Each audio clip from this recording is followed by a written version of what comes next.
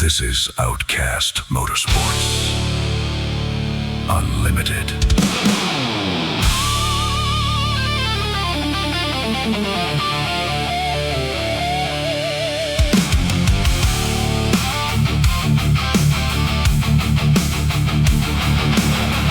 With your host, Michael McKinnon.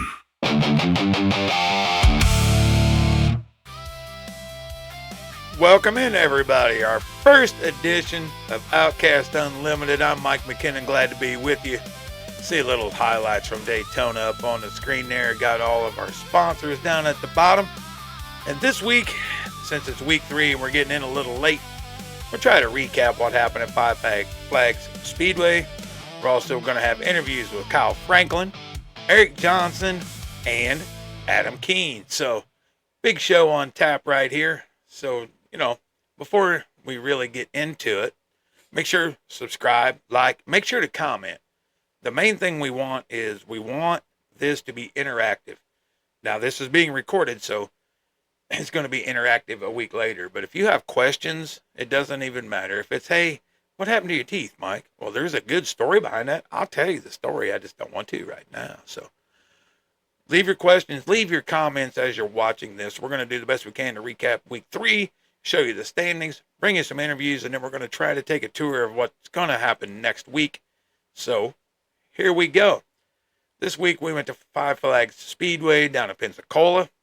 Little half-mile track right there. It was quite a show from everybody. And by the way, you're going to see my eyes moving because I'm doing this all on my own. So it was quite a show. The guys put on an unbelievable exhibition, to be honest. I mean, it's a little bit track. All these cars are over horsepowered for it, and it was great. It was great racing.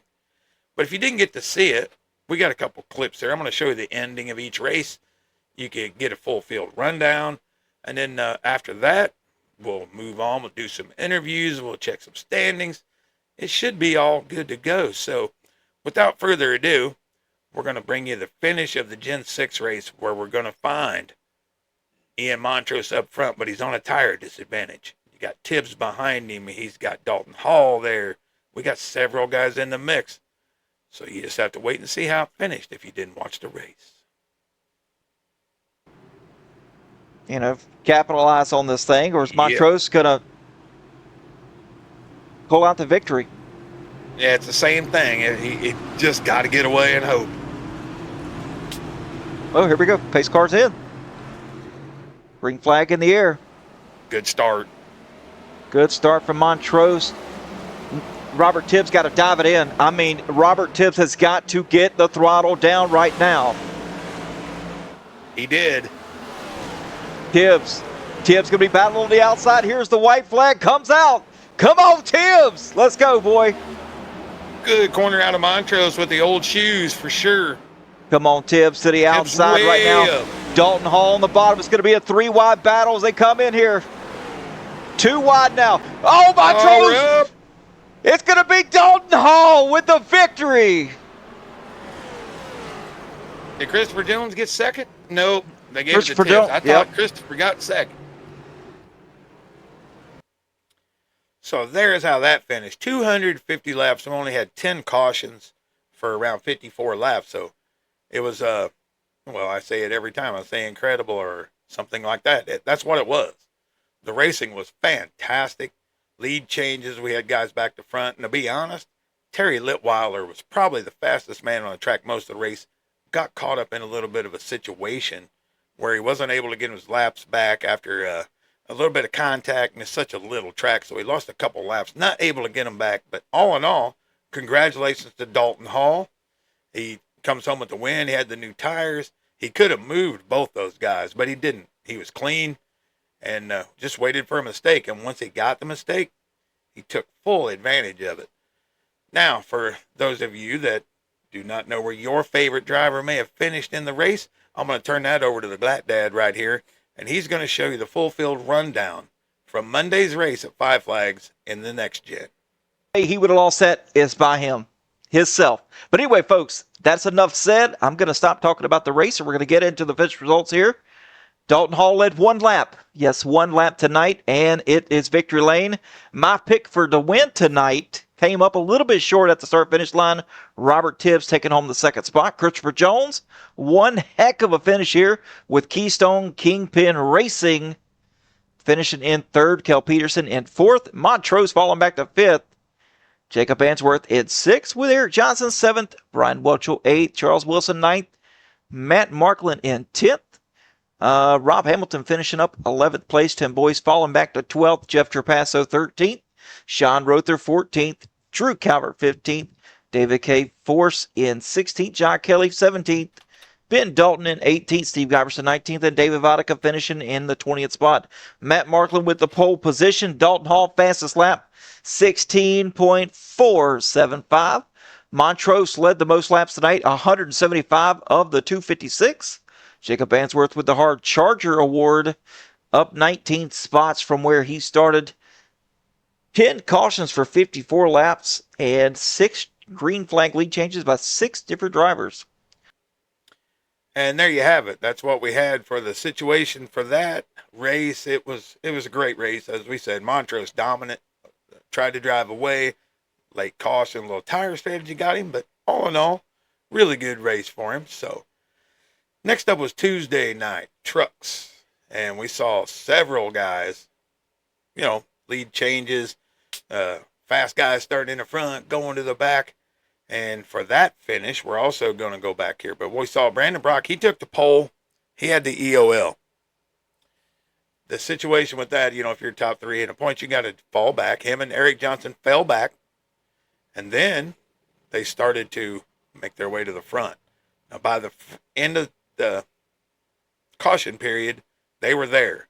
They had a tire advantage, and we get to call the last couple laps here as we went green, white checkers. So for the finish, let's also go to the Glad Dad. Let's get into our finish results. I can put you to sleep on an audio book. Here we go. Oh, Brandon Brock kind of slid the tires here. I think Dalton Hall did the same. Let Litweiler get under him, but able to keep momentum up on the high side. Whoa, Dalton Hall with a moment. Him and Litweiler looks like they may have touched a little bit as the white flag is out one more time around here for Brandon Brock. Yeah, Litweiler's nose is bleeding. Let me trust you. Out of turn number 4, it's going to be Brandon Brock with the victory tonight. Redeemed itself from the bad move here at Phoenix. Okay, so there's that. Sorry, I messed up a little bit right there. That's okay. We're far into the show. We're not going to start it over. If we make a mistake, that's on us. We're trying not to, but we did. So there you go. But Brandon Brock took the pole easily. Truck looked fantastic for him all night long. He drove all the way back to front, and once he got in the front, he dominated that race. Now, we go to Thursday. We got the Gen 6s, another heavy car, but Mr. Kyle Franklin had it figured out. He took the pole. He led the most laps. He took the win, and well, what else can you say? The man was dominant.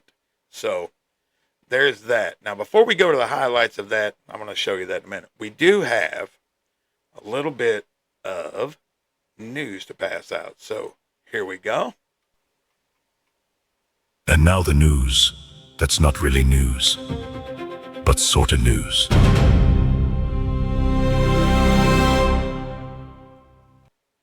So after the truck race, a bunch of drivers, they review and they check things and watch other drivers.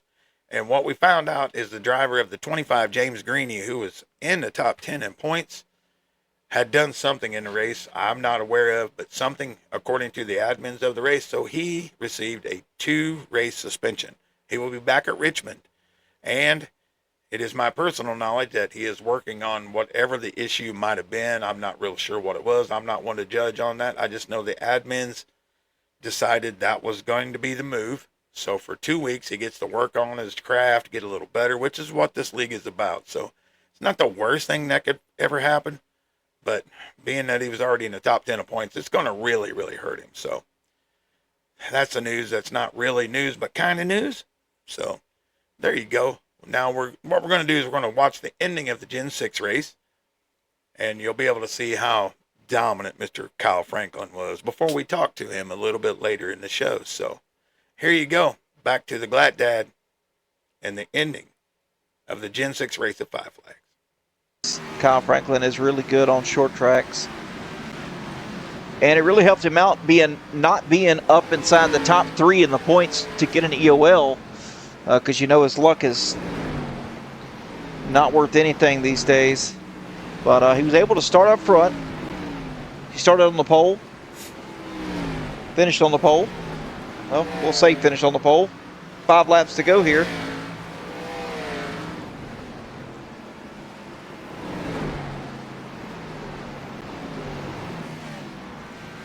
Got a battle shaping up here between Tim Boyce and Matt Marklin. They're side by side.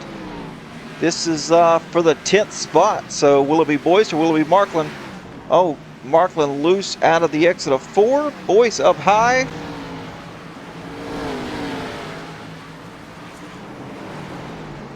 And Tim Boyce now up inside the top 10 with 3 laps to go.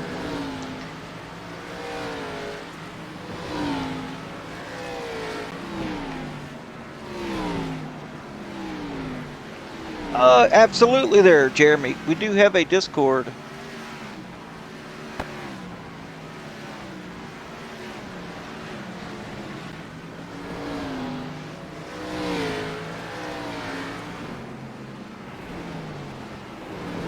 Two laps to go here.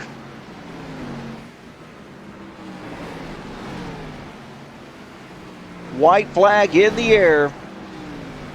One more time around for Kyle Lovebug Franklin.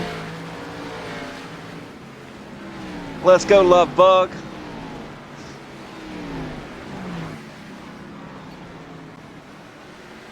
And the checker flag will wave over Franklin Racing number 11, Kyle Franklin. That was a dominating performance. After that, all I got to say is this. That boy is good. I mean, goodness sake, he led virtually all the laps, completely dominated the field. And like I said, since we're in week 3, we'll get all the standings and everything situated for next week. We'll bring them all up, new graphics, new things. We're just trying this out. Make sure you guys enjoy it, right? And as I said, let's be interactive. Let's do things. We want questions. I want everything. I want all the comments, questions, likes, whatever we can get. Let's get them and moving forward. Now, next thing, a man that was in that race that Kyle Franklin dominated, he's going to speak with us next, and this will give you an opportunity to try to meet some of these folks. His name is Adam Keene. He drives the 17 machine, and without any further ado, let me bring the little interview that I had with him to you right now so you can get to know the guy, Adam Keene. All right, we're joined now by Adam Keene, the driver of the 17 in the Gen 6. And Adam, welcome to the podcast. I know you're probably kind of freaked out by what my stuff looks like, but look at my house. My house looks good, doesn't it? Yeah, it looks awesome, man. No, thanks for having me. No, it's great, man. It's good to see you. My main thing with doing this for the audience and whatnot is for everybody to get to know everyone. You know what I'm saying? And tell us a little bit about yourself, where you're from, kind of, what you do for a living. Oh, sure. I'm kind of probably opposite a lot of these guys, where I was more so new to iRacing and never had been in a league until I found Outcast, I think a little over a year ago. And normally I teach and coach, so a lot of times during the wintertime I'm gone because I coach high school girls basketball in my 15th year, I think, going on to it now. But yeah, I'm avid gamer, 42 years old, and just love it, man. I love the competition part. If I could still play sports, I would, but this is kind of the next best thing is playing, fake race cars. I think that's the way we all kind of are, right? I try to play golf. It doesn't work very good for me. But so all in all, what brought you into the Outcast family? And it is a family. I'll admit that. I haven't been there that long, but it is certainly a family. So what made that the correct decision for you feel? So I actually came from the road side of stuff and dabbling in a lot of different things with iRacing, and then I decided to try the old Legacy Gen 4. It was my second kind of go at just dabbling in oval stuff.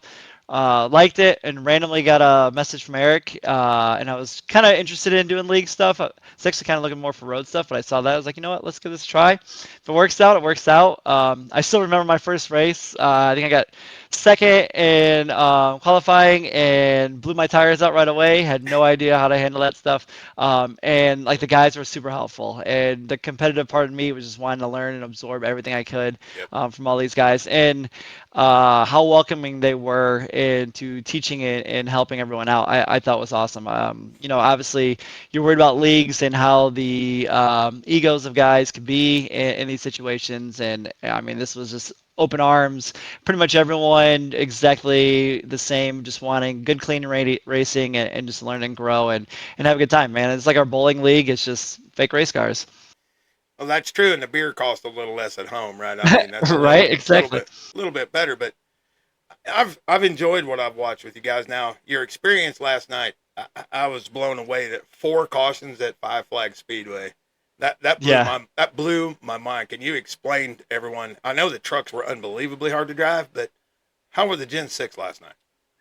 They were loose, man. It got crazy. I think it just really comes down to all the guys and the respect that we have from one another, and really just kind of learning and growing together. Like a lot of those guys, I've raced for almost a year now, and watched them grow, and you really trust each other to do the right things. I think I actually caused one of those accidents and felt pretty bad about it, but it was just kind of tight racing, and those things are going to happen when you have tight racing there. But I think we all trust each other, and I think that's kind of what you saw there. I mean, such a small track, 27, 28 cars all piled up in there. Yeah, it was good, clean racing and just a lot of respect from one another. Well, it was definitely good to watch. I didn't get to call it, but I watched this morning, pull some highlights. But okay, so moving forward here, the rest of the season, we got Homestead coming up now. I believe Watkins Glen and all that. I'm going to put a tutorial up for everybody can kind of see, what Homestead is. But how do you feel your chances are maybe for next week? Somebody get to look at that 17 machine in Victory Lane? We'll see. I feel pretty good. I'm kind of like the jack of all trades. I feel like I was where I'm learning I'm at, or I'm not like exceptionally great at any one track, but I can do really well, I think, and try to be in the top 10 with all those tracks. It being a bigger track, and having different lanes and a variety of those things, I feel pretty confident in, hopefully getting in that top 5 and managing traffic there. That's kind of what I'm looking for. I'm kind of hoping for. Maybe we can sneak in that top 3. It'd be awesome. I'll see how it goes there. And then Watkins Glen, I'm, road guy in general, so I'm pretty excited for that one as well. It should be a fun one. Yeah, that's my kind of specialty. I enjoy that more than I do the other stuff. So yeah, looking forward to it. Now, as a final message to everyone, I'm not trying to keep everybody late, and we don't want this show to go 2 hours or so. But Right. as a final message to everyone out there, what would you, as a recommendation for the league, what would you want to tell someone that you were trying to recruit to come in? What would you tell them about this league that is different than everything else, and then what they can expect from everyone else? Funny you say this, I actually brought one of my friends in just this season, and kind of what I told him is like, look, this is what you sign up for iRacing to do, is to have good, clean racing, to continue to grow and develop, and it's all right here. And you see these same guys and race with these same guys week to week, so you build that camaraderie up, and you have your little rivalries, which makes it even more fun and intense, but you also have the respect there too.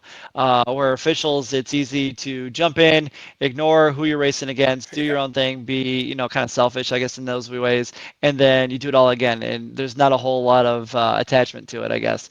And my buddy and I were even talking about how just practicing the week to week, like it feels almost even better than going to officials because it's more meaningful. You know what you're trying to do and trying to compete against these guys who are doing the same thing. So it really makes the whole service worth it. Like the people that said that you join iRacing for leagues, like, yeah, and it's these leagues that you're really trying to fish and find. Yeah, I mean, that's exactly why I joined in 2020. We had COVID come in, a whole bunch of us guys got together. Ours has kind of graduated into money leagues and all these guys showing up, and it's cutthroat. Right. It's completely cutthroat, but that's why I like watching what you guys have got going on. It's just it's a wonderful thing to see. Now, in closing, everybody, let's get some fan club up for here. It's not always just Eric Johnson getting the win or Brock, right? I Right. mean, we're gonna have to get it going. So I'll say this: good luck with your basketball stuff. I know how grueling that can be. I mean, travel and practice schedules and all that stuff. Oh, You're for sure. probably a more patient man than me, but I try. but Adam, thank you for jumping in with us today. This is all I'm trying to do. I want to get everybody introduced to everyone, and I appreciate the time and everybody. That is the number 17. You'll see him in your Gen 6 series on Thursday night. That's Adam Keene. And Adam, we'll talk to you later, buddy. We appreciate it. Cool. Thanks for having us. Thanks for doing this. Yes, sir. All right. Hope you enjoyed a little bit of meeting Adam Keene there. Super nice guy. It seems like, I mean, you got enough patience to coach women's basketball and teach. You're probably got enough patience to learn how to be good at doing what this stuff is, as driving cars and whatnot. Now, we saw the highlights. We saw the man dominate the Gen 6. He decided he could help us out a little bit and join us. He joined us from the road, so we had a little connectivity issue, but I'm going to bring you a little bit of the interview we had with Kyle Franklin. He's on the road, so hopefully everything sounds good to you, and you can meet Kyle Franklin in the flesh as he's on his way to Montana to take his little girl to a race. All right, joined now by Mr. Kyle Franklin, driver of the 11 machine. Complete domination in that Gen 6 car Thursday night. Kyle, tell us a little bit about the race before we get into where you're going and what you're doing. Yeah, a little bit about the race is I knew those Gen 6 have the extra horsepower, so it's going to be real slick out there, especially from, day to night transition. So I had to practice a lot on what kind of brake bias I was going to run because I knew it was going to get really tight there at night, but still be slick. Kind of doesn't make sense, but middle rotation through the middle of the corner, that's where it's real tight at night, even though it is a little slicker. So if you could rotate a little bit better than everybody else, you could stay, a little bit faster. Yeah, 10-4. Well, we see you're on the road there. I don't know if this is the safest way to do it, but where are you heading to, my friend? What's going on today? So it's my little girl's birthday, and she wanted to go to Polson, Montana. And so we're in the car. The wife's holding the phone, and I'm driving.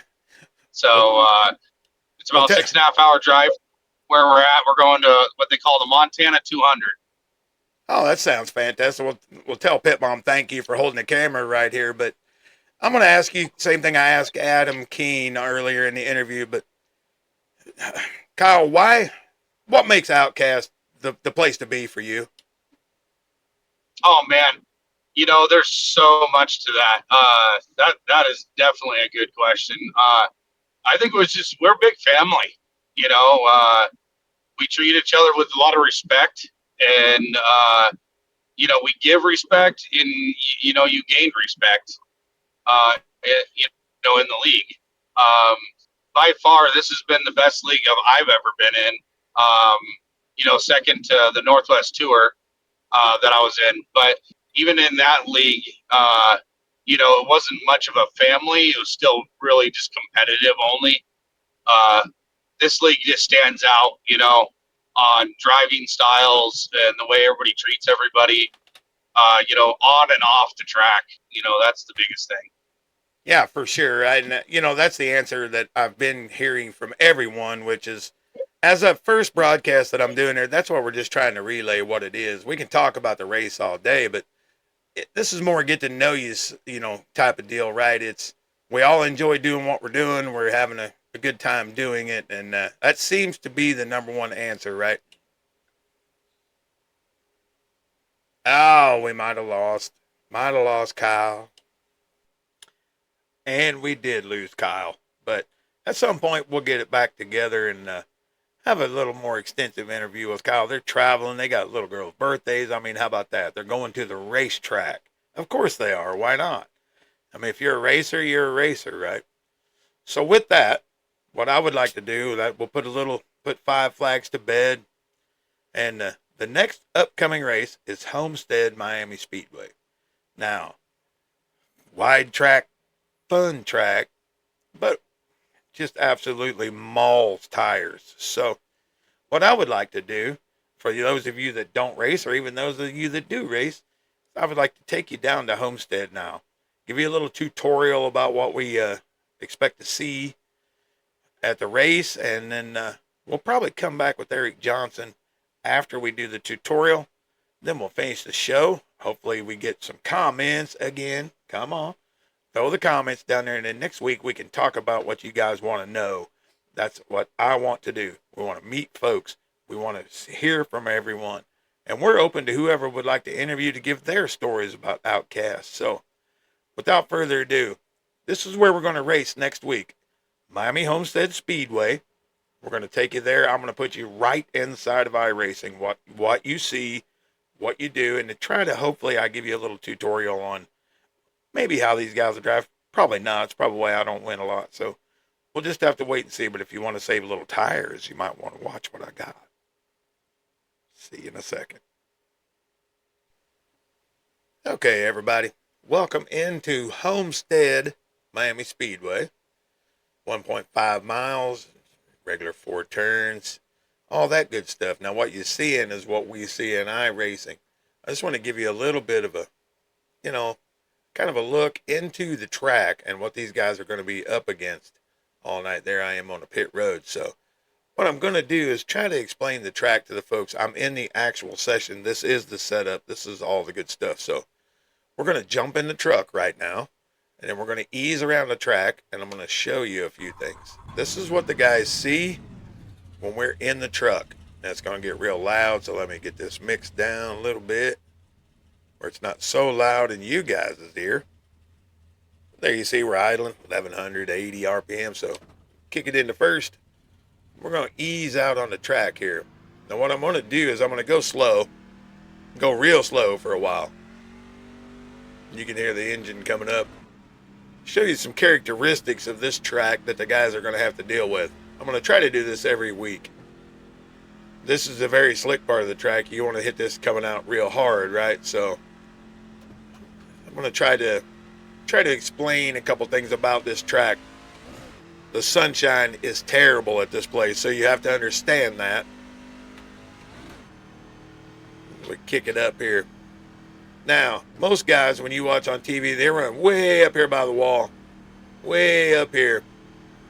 For me, that's a good strategy. You can if you want. You'll see a lot of fast guys do that later in the run. But here's what I like to do. Maybe this will help some of the guys, even if they watch the broadcast.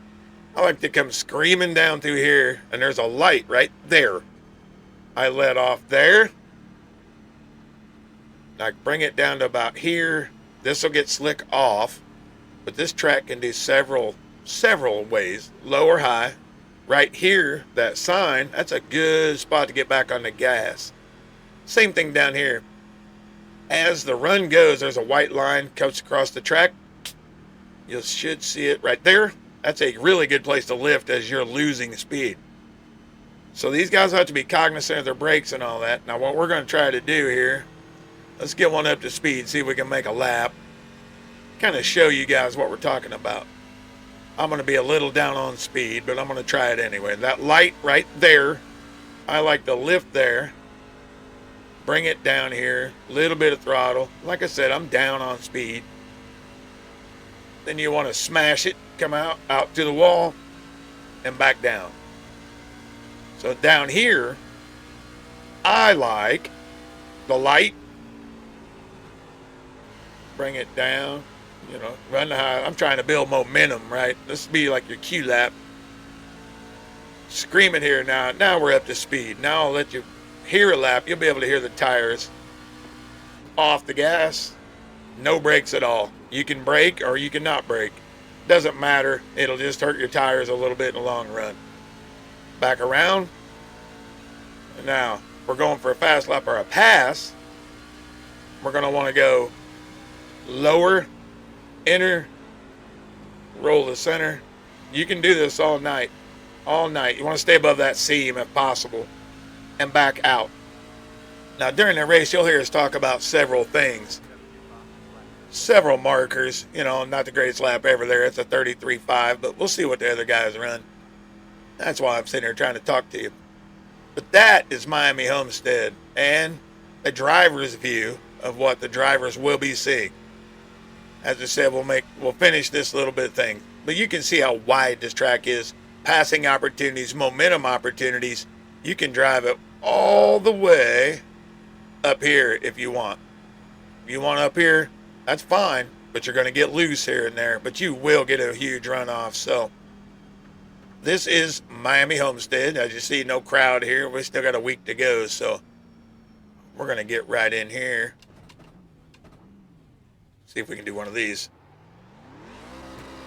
This is what everybody wants to see as we bang the wall.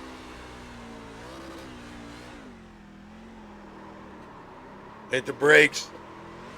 There it is, folks. Enjoy the racing this week.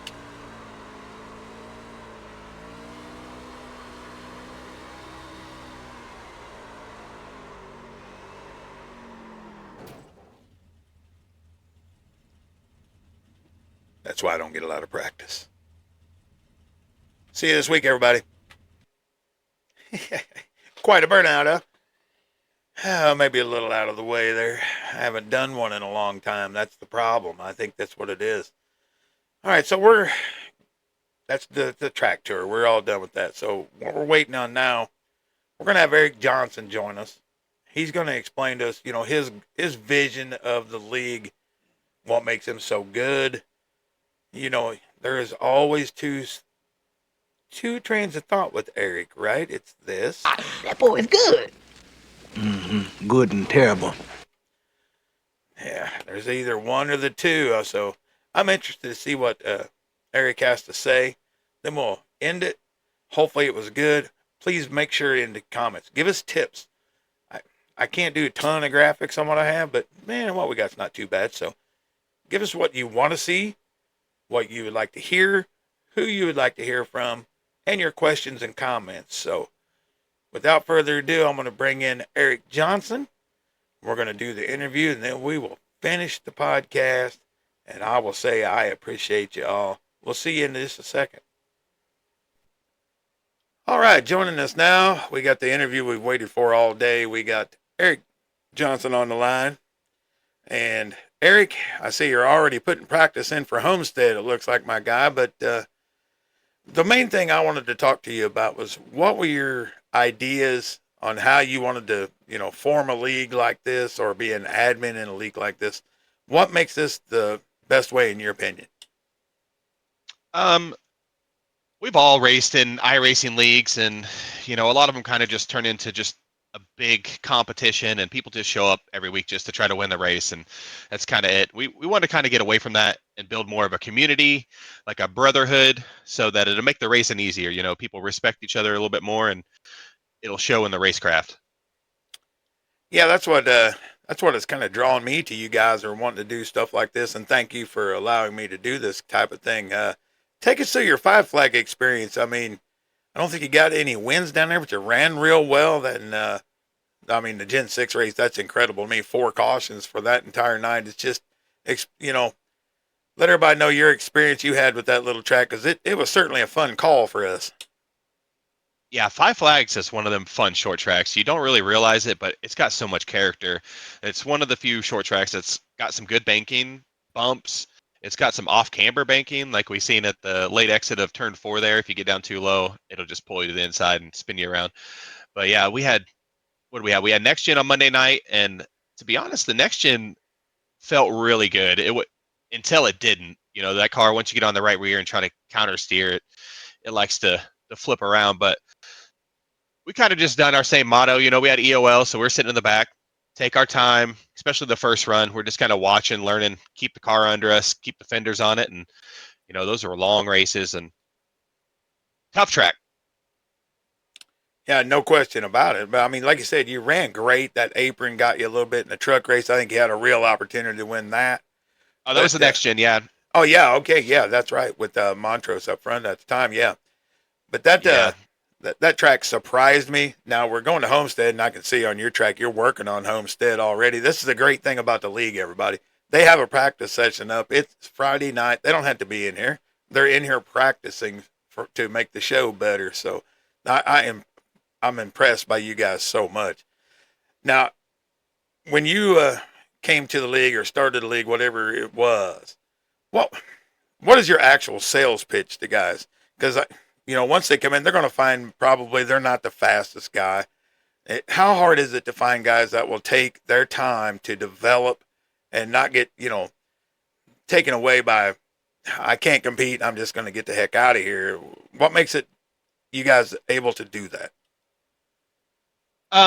Yeah, I can't take all the credit for starting this. Me and Mark, we were kind of the two that, really started it, but we came in when we started, we came in with a good group of admins. I want to say from day one, we had a group of 8 or 9 of us admins that really kind of built the base and start the culture, and really, you're exactly right. It's hard to get people to believe in the process and trust the process, because everybody wants to come in. They want to just try to go as fast as they can and, lead every lap and win every race. And, that's not the mindset. Like I was saying, we want people around here. We want to be more of a learning league.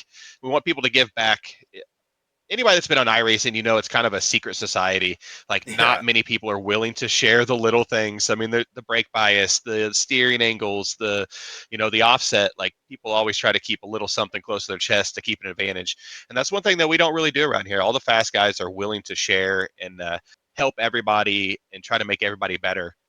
But to get people to believe in the process, we just got to show them, like you got to lead by example. And I can't sit there and complain at people and incident review every week about doing things if I'm doing them myself. So, we just got to lead by example and just really just try to have fun out there and just not make it. You got to win to have fun. Like that's really my mindset. We just want people to have fun and enjoy themselves. Well, yeah, absolutely. I mean, that's where my league has lost its way. You throw a $10 bill in there and you think guys are running for $1,000. It's a little bit crazy, but okay. So we're stepping into week 4. We see you're leading the points in a couple of statistics, I believe. So what are you gonna bring into Homestead other than just trying to keep the tires on it? Honestly, I don't know that during the hot part of this race. I don't know if you can do anything but try to keep the tires on it. Just from this little bit of practice you see we're running, it's hot. It's slick. If you cross the seams, you're on the right rear immediately. And I think it's going to be a real patience game because just because you can don't mean you should. Well, that's 100% right. But I don't want to take up too much of your time, man. I know you've been out probably in the heat all you're week. Good, brother. But, out in the heat all week, taking care of everybody's stuff for them. So my last question will be this.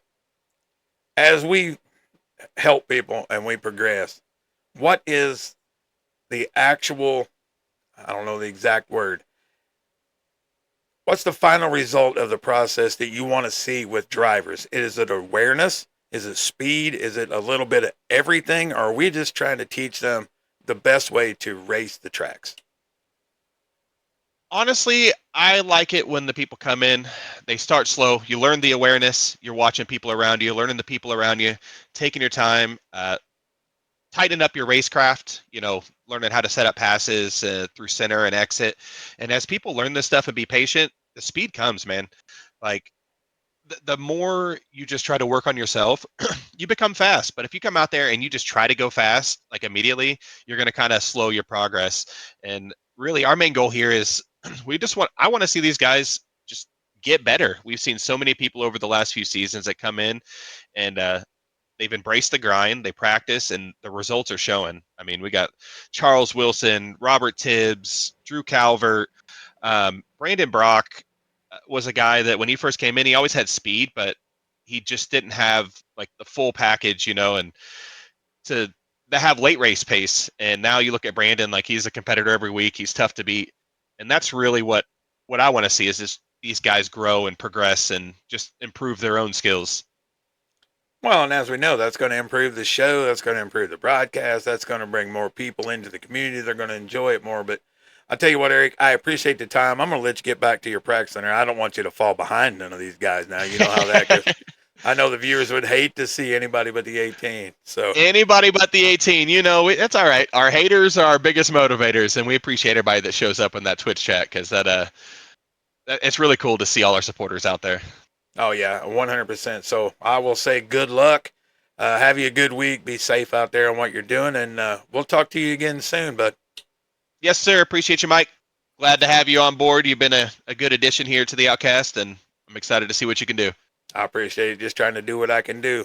All right, everybody. There's Eric Johnson. We're going to let him go, and we'll be right back with the end of the show. Appreciate it. So there you had the words from Eric Johnson. I mean, it's just so cool to see, admins in the league, what they want to bring to the table and all that. So it's just super cool to see all this from these guys. And tell you what, I can't wait to get this thing really rolling where we get to see it, meet more people and more comments so I can bring it answers to you. Like I said, from anything from, hey, what happened, to, are you really that old? Or anybody you want to hear from, get them in here. We'll be happy to make it happen.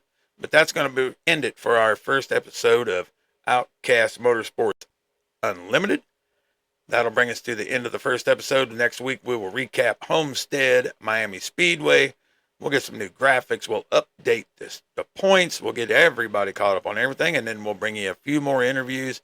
And hopefully, everybody will enjoy. Till next time, keep it clean, keep it green. We'll see you around the corner.